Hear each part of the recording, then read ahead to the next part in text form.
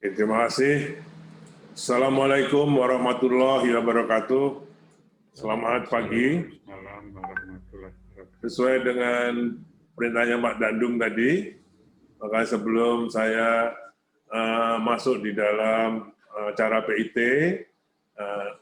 kami mengajak kita semua untuk bersama-sama membuka PIT Hati yang ke-24 2020 ini.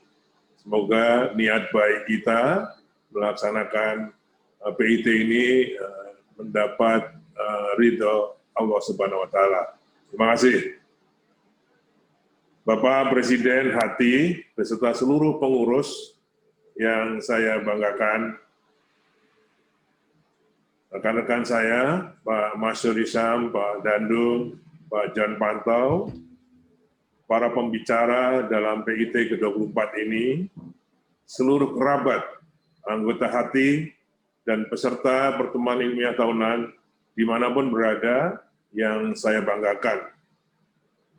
Sekali lagi sebelum masuk dalam uraian makalah saya, keynote speech di Kompas hari ini kan topiknya di era pandemik.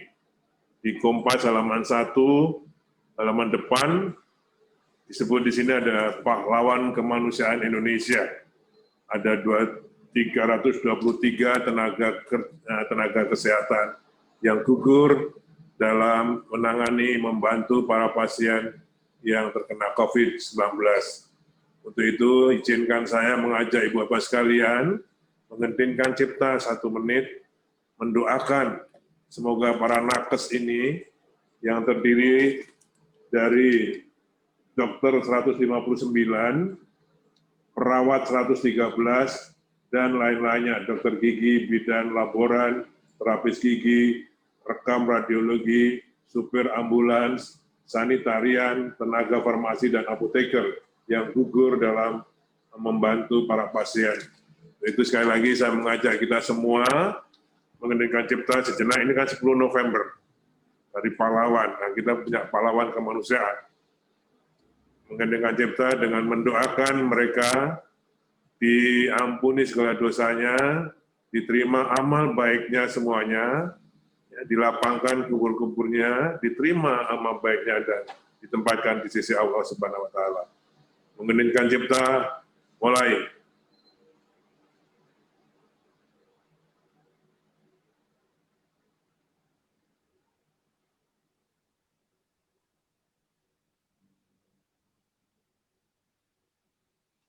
Selesai, terima kasih. Rekan-rekan sekalian, kerabat Hati yang saya hormati, saya banggakan, saya pasti ingin selalu bergaul dengan asosiasi ilmiah, asosiasi profesi, ada Himpunan Jalan Indonesia, ada Himpunan Ahli Teknik Hidraulik Indonesia, ada Himpunan Ahli Bendungan Besar yang namanya KNIBB atau INAKOD, ada Irrigation and Drainage, dan lain sebagainya. Karena saya tahu, kalau begitu saya menjauh dari asosiasi profesi, putus sudah environment ilmiah saya. Jadi saya selalu ingin mendekat kepada kampus dan kepada asosiasi profesi. Pertama-tama izinkan saya, sekali lagi mengiringi Ibu Bapak sekalian, memanjatkan puji syukur kehadirat Tuhan Yang Maha Esa, Allah Subhanahu wa Ta'ala, yang selalu mencurahkan karunia-Nya dan istimewanya, terutama pada pagi yang ini, kita semua diberikan kesehatan, sehingga dapat mengikuti acara PIT ke-24 Hati 2020 ini. Saya juga mengucapkan terima kasih dan apresiasi kepada Hati yang terus bersemangat. PIT ke-24 yang pagi hari ini untuk terus berkontribusi secara ilmiah dalam mendukung pembangunan infrastruktur di Indonesia. Pembangunan infrastruktur yang telah menjadi fokus program kerja Kabinet Kerja Bapak Presiden Republik Indonesia Jokowi sejak 2014 sampai 2019 akan diteruskan 5 tahun mendatang 2020-2024 dengan bertujuan memanfaatkan infrastruktur yang telah dibangun 5 tahun belakangan, sehingga lebih dapat bermanfaat dan dirasakan oleh masyarakat. Antara lain menghubungkan jalan-jalan baik nasional yang dibangun, tol-tol yang dibangun, Trans Jawa, Trans Sumatera, jalan perbatasan Kalimantan, jalan perbatasan NTT, semua dihubungkan dengan lokasi-lokasi produksi maupun pemasaran dan kawasan industri. Khususnya di Jawa ini ada dihubungkan dengan koridor utara Jawa. Dan bendungan-bendungan yang telah selesai, dari 61 bendungan, sudah diselesaikan sekitar 15 bendungan, dan akan selesaikan lagi nanti pada tahun 2023. Dimanfaatkan bendungan tersebut untuk mengairi irigasi, penyediaan air bersih, tenaga listrik, maupun flood control. Bapak-Ibu sekalian, banyak yang sudah dapat kita rasakan hasilnya.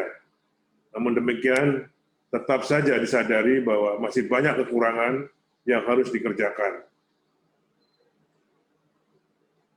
Kelemahan-kelemahan yang dihadapi dalam pengelolaan dan pembangunan infrastruktur antara lain. Jadi Bapak sekalian, saya sebagai praktisi, saya kira ini saya bertemu dengan pakarnya, mudah-mudahan ini juga menjadi diskusi yang baik, apa yang kami butuhkan, apa yang Bapak bisa support kepada khususnya Kementerian Pekerjaan Umum dan Perumahan Rakyat yang diamanai untuk membangun infrastruktur ini. Jadi menurut saya, ini bukan tulisannya saya tulis sendiri tadi malam gitu dengan tulisan tangan saja. Ada beberapa kelemahan. Pertama, sekali lagi sebagai praktisi yang saya amati tentang desain. Kelemahan itu sudah kita lihat sejak desain. Jadi kalau makalahnya ini bagus-bagus, tapi tidak ada di dalam desain. Jadi ada gap antara makalah dengan desain. Desain atau perencanaan teknis yang kurang memadai, yang disebabkan kriteria desain yang disusun yang tidak memadai, juga karena SDM yang kurang handal. Jadi SDM kita ini memang harus, tadi Pak Presiden hati ingin menggerakkan milenial. Saya kira saya support betul. Nanti saya kira kan saya punya ide ini jadinya terangsang oleh Bapak Wijaya tadi, ingin mengumpulkan semua ketua himpunan profesi untuk kita bersama-sama menggerakkan para milenial profesi ini.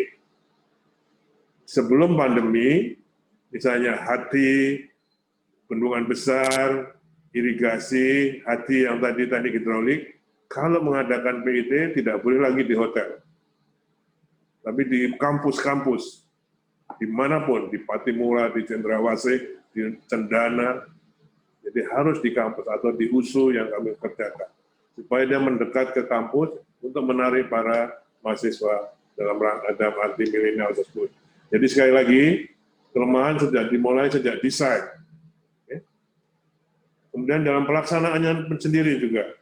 Jadi pelaksanaan pembangunan yang kurang memadai dan kurang disiplinnya dalam mengimplementasikan desain yang telah dibuat. Desainnya sendiri masih agak lemah, tidak diterapkan secara konsisten. Supervisi yang kurang ketat dan antisipatif, sehingga cenderung permisif terhadap penyimpangan-penyimpangan desain tersebut. Jadi supervisi kita juga tidak didukung oleh SDM yang handal dan disiplin dalam menerapkan desain yang ada. Kemudian terjadinya kecelakaan konstruksi yang banyak disebabkan oleh human error. Ini biasanya terjadi pada saat-saat libur, weekend, atau hari-hari besar, dan pada saat malam hari, tengah malam atau subuh. Jadi saya kira ini juga perlu mendapat perhatian kita. 4 hal itulah menjadi kelemahan di dalam pembangunan infrastruktur. Saya kira nanti hati ini bisa berkontribusi sejak desain dan supervisi, bahkan dari pelaksanaan. Bapak sekalian yang saya hormati, masalah-masalah tersebut, jadi keempatnya tadi, pada umumnya berawal dari tidak tersedianya data tanah dan atau batuan yang akan menjadi tumpuan pondasi dari infrastruktur, apapun bentuk infrastruktur. Nanti akan saya sampaikan beberapa contoh-contoh, apakah bendungan, apakah jalan, apakah jembatan. Jadi banyak sekali terjadi tol Balsam, sekarang banyak lagi longsor-longsorannya. Balsam itu Balikpapan, Samarinda, yang sedang kita tangani masih belum bisa berhasil sampai hari ini.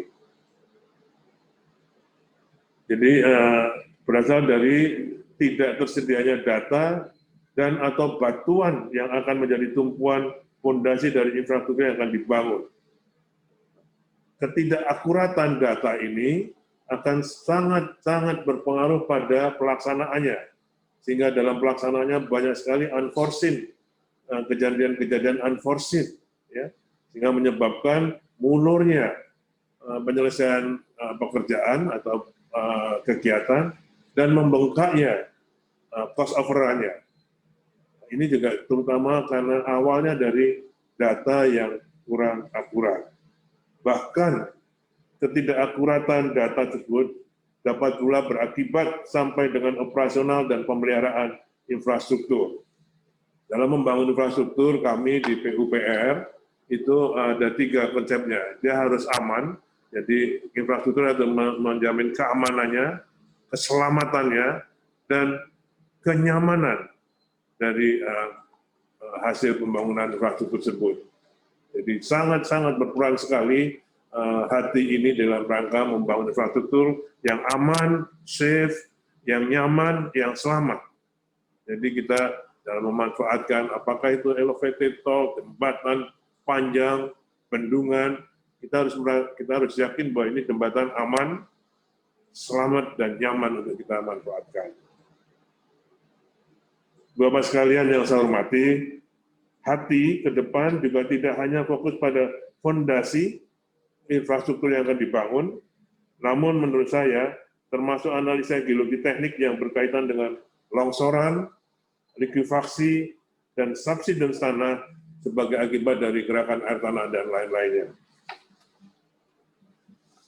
Saya ingin menyampaikan beberapa contoh timbulnya masalah karena ketidakakuratan data tanah dan geologi teknik. Pertama, ya,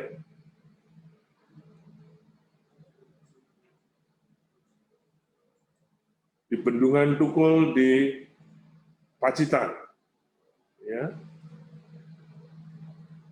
mana?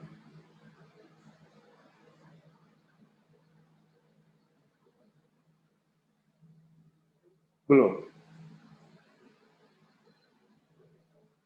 Sudah muncul, Pak. Sudah muncul di sana? Sudah, Pak. Mana? Sudah ada Pak Basuki, udah keluar kok. Sudah ada ya? Oh, di sini kalau belum muncul.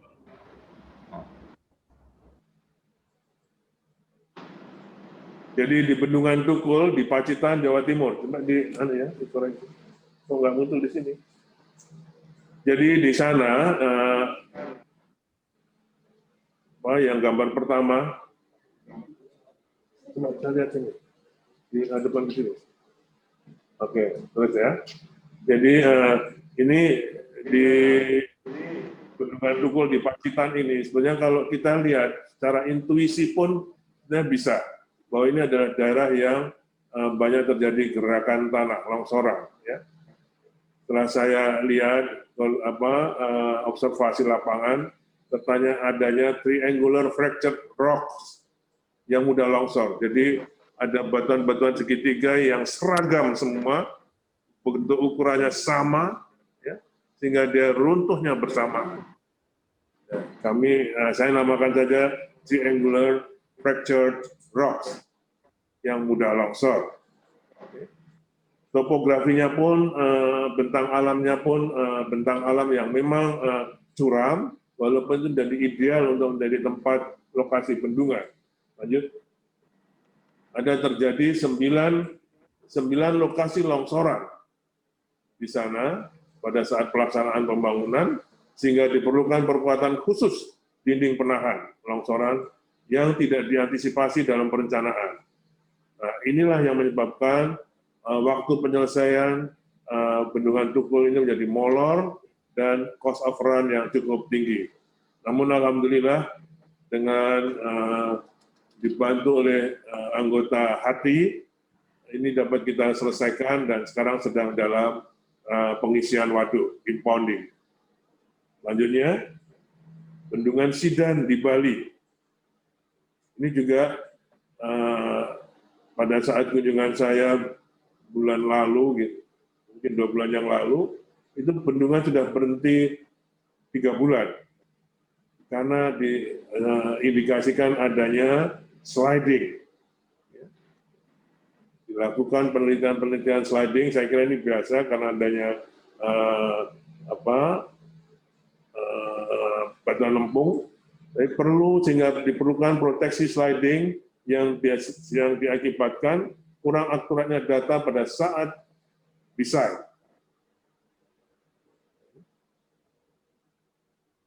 Ketidakakuratan data ini juga menyebabkan pada saat pelaksanaan ternyata cadangan batu lempung yang dicadangkan untuk mengisi inti bendungan, karena tipe bendungan di sini adalah tipe bendungan urukan tegak, ya, tidak cukup. Sehingga diperlukan inovasi, zona ini akan diganti dengan aspal beton. Insya Allah ini akan bisa dapat mengatasi masalah. Pasti dalam pelaksanaan tidak akan pernah ada data yang sempurna, karena kita tidak akan tahu berapa technical boring geotechnical boring yang dibutuhkan. Mungkin di dalam satu lapangan pasti ada unforeseen condition yang harus kita temui. Namun kalau itu terjadi karena terlalu besar, artinya datanya yang kurang cukup. Kemudian di Bendungan Kuil di Manado. Coba yang sebelumnya.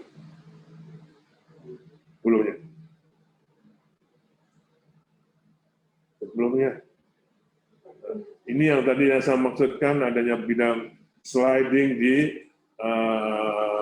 Bendungan Sidan di Bali. Harusnya ini kalau bisa dulu dengan data yang cukup, mungkin tipe bendungannya pun tidak harus tipe isian tegak. Mungkin bisa dengan konkret arch dam. Mungkin lebih cepat dan lebih bisa kita kerjakan dengan lebih mudah. Lanjut. Bendungan Kuil di Manado yang dimaksudkan untuk pengendalian banjir Kota Manado. Di sini diindikasikan adanya rembesan yang melalui tubuh bendung. Jadi sudah dengan dibikin scan file, ternyata setelah dites dengan pumping test di antara sebelum dan sesudah tubuh bendung, terjadi diindikasikan adanya rembesan. Akhirnya kita putuskan, lanjut. Nah ini yang tubuh bendungnya yang di bawah, lanjut. Kita putuskan dibikin diafragma wall sebagai pengganti scan file tadi. Sedalam 35 meter, dengan diameter 80 cm. Ini semua seharusnya bisa diantisipasi pada saat desain bendungan tersebut. Selanjutnya, Jembatan Cisomang. Saya kira kita semua tahu, jadi kalau mungkin dari kiri itu dari Jakarta ke arah Bandung. Ya. Jadi setelah 11 tahun beroperasi, dicermati adanya pergerakan jembatan dari arah Jakarta ke Bandung. Ya, ini sebenarnya case yang menarik dan saya berapa kali tungguin di lapangan karena saya benar-benar belajar di situ dengan ahli-ahli geologi teknik dan ahli-ahli jembatan. Dalam desain ternyata kurang diantisipasi adanya clay shale sebagai bidang gelincir dan bahkan pilar-pilar jembatan tersebut berada di atas sesar. Ya. Kalau kita lihat di tebing jembatan yang sebelah Jakarta itu ada breksi, vulkanik breksi. Tapi pada saat kita mau membuat angker dari mungkin pilar 1 atau pilar 2 Pak Mansur kan, Mas Suri Sam kan juga ikut di dalam penanganan ini mungkin. Itu kita bikin angker tidak ketemu itu breksinya. Jadi kita bor ke dalam juga tidak ketemu breksinya. Jadi itu satu bidang, menurut kami, satu bidang sesar. Setelah kita bikin survei refraksi, juga menunjukkan adanya sesar di situ. Diperberat lagi pada bagian pada bagian tebing di sebelah arah Jakarta, pemberatannya menjadi lebih tidak hanya dari tanah yang ada, tapi di sana ada sisa-sisa pilar jembatan yang tidak dikeluarkan dari areal tersebut. Jadi itu menjadi pemberat sehingga itu mendorong pilar ke arah itu yang kita keluarkan. Kemudian perbaikannya lanjut, nah ini yang memberikan selimut-selimut pada pilar-pilar yang terjadi retakan rambut dan juga mencegah atau menghentikan gerakan dari sebelah depan sini ke belakang dengan membuat bracket-bracket sehingga karena ini kita indikasi pergerakannya hanya di pile sebelah kiri dari sungai yang ada di bawahnya. Jadi kita bikin bracket, alhamdulillah kita monitor berhenti.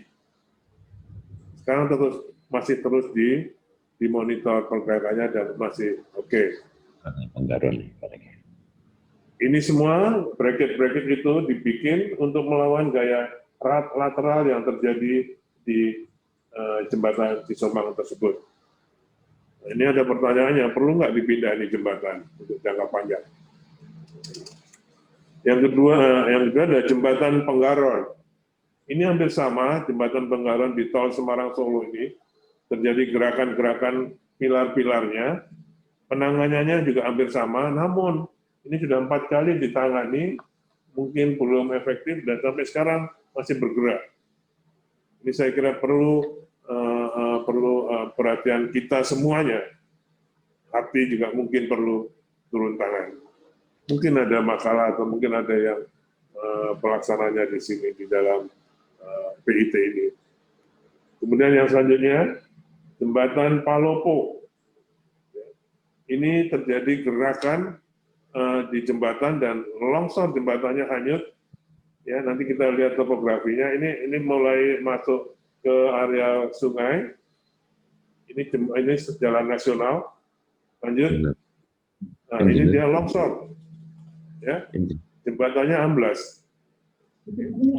Kita lihat, walaupun itu memang karena banjir, tapi ternyata pondasi jembatan berada di transported sediment, bukan di rock-nya sendiri, bukan di hard rock-nya, tapi di transported sediment, di endapan sedimen yang berada di atas granit.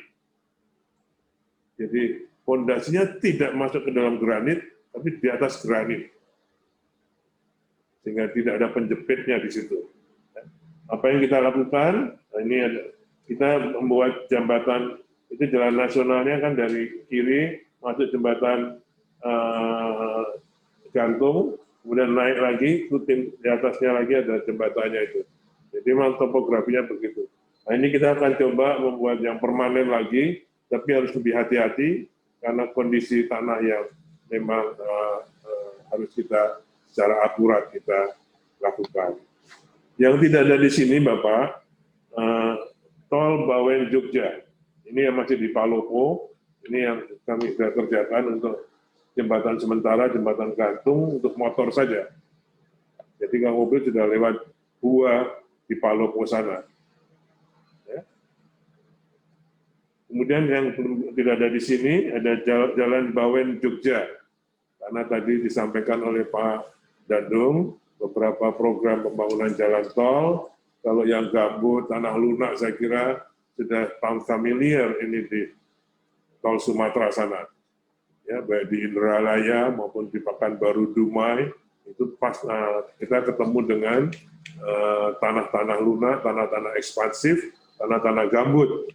Saya kira dengan suction metode kita sudah bisa tangani.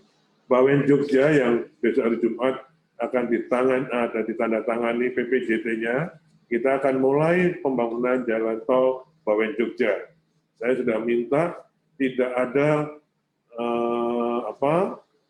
penggalian tebing, penggalian gunung, seperti yang kita lakukan dulu di Semarang, Solo. Ya. Berapa ratus meter tebing itu dikepras gitu. Saya kira itu sangat merusak lingkungan yang harus kita jaga betul.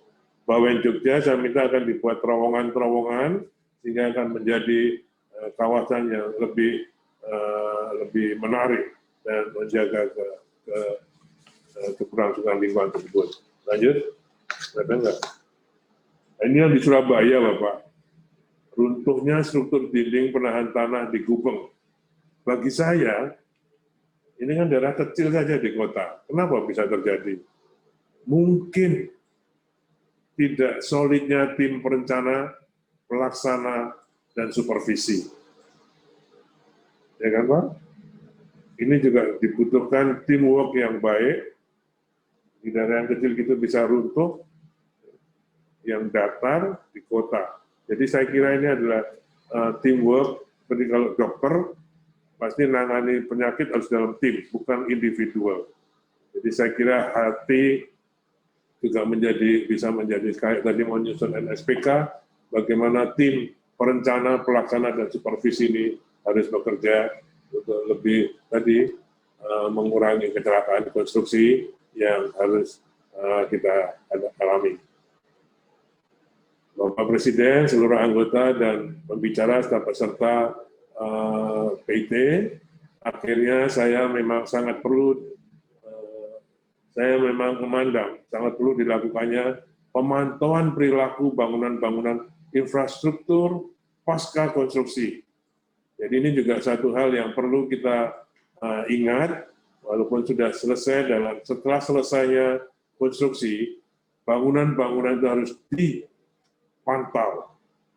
Jadi pada tahap operasi dan pemeliharaan, dengan peralatan-peralatan monitoring yang dapat memantau setiap saat, seperti Structural Health Monitoring System, is a must, terutama pada jembatan-jembatan panjang, ada bendungan-bendungan, untuk dapat kita deteksi sedini mungkin terjadinya gerakan-gerakan. Karena memang kita, kalau saya misalnya ada membangun bendungan, disampaikan, Pak ini jangan dibangun karena ini daerah melalui patahan. Saya bilang, saya punya 231 bendungan. Sebutkan satu saja yang tidak melalui patahan. Pasti tidak ada. Ya kan? Sebutkan satu saja bendungan kita yang tidak melalui zona patahan. Karena memang kita daerah patahan. Kita daerahnya, coba tanyakan Pak ahlinya ini, dukunnya ini, Pak Masur. Ya. Mungkin semua bendungan kita terpengaruh oleh sesar, fault itu. Hanya hati harus mempunyai metode untuk bisa mengurangi dampak dari sesar tersebut.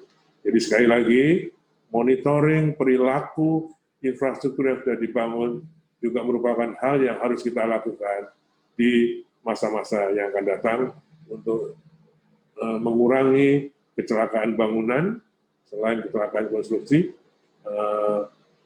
sehingga keselamatan para pengguna infrastruktur dapat kita tingkatkan. Saya kira itu yang bisa saya sampaikan, kurang lebihnya saya mohon maaf, tapi itu adalah dari praktisi, saya sebagai praktisi, yang mungkin bisa menjadi inspirasi para peserta hati, hingga tidak saja hebat di dalam makalah intellectual exercise seperti di PIT ini, tapi itu juga bisa dibawa, diimplementasikan di dalam kehidupan nyata dalam pembangunan infrastruktur di Indonesia. Demikian, terima kasih. Assalamualaikum warahmatullahi wabarakatuh.